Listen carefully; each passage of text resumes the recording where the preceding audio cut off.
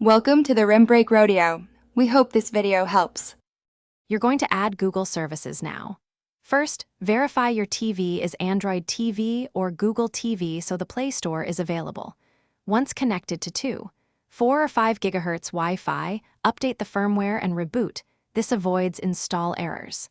Sign into your Google account on the TV, use the remote or companion phone to speed typing. After signing in, open the Play Store or Apps catalog and search for the Google or Google Assistant apps to begin installation. Now you'll install and configure the core Google components. Find and install Google, Google Play Services, Google Assistant, plus Google TV if the device supports it. Make sure to grant microphone, location, and network permissions.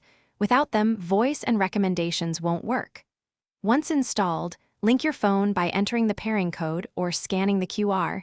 This syncs apps and profiles. Set up voice match and pick your preferred input method so search and commands respond reliably. Finish by confirming sync and testing core features. Launch Google TV, ask Google Assistant a query, and open streaming apps. If something fails, reboot the TV and check for pending updates. Then clear the app cache or uninstall and reinstall the specific Google app. If voice still fails, recheck microphone permission and network latency. As a last resort, perform a factory reset, but first note the error codes and current firmware version to avoid repeated setup loops and to help support. Thanks for watching. Consider subscribing if we helped you.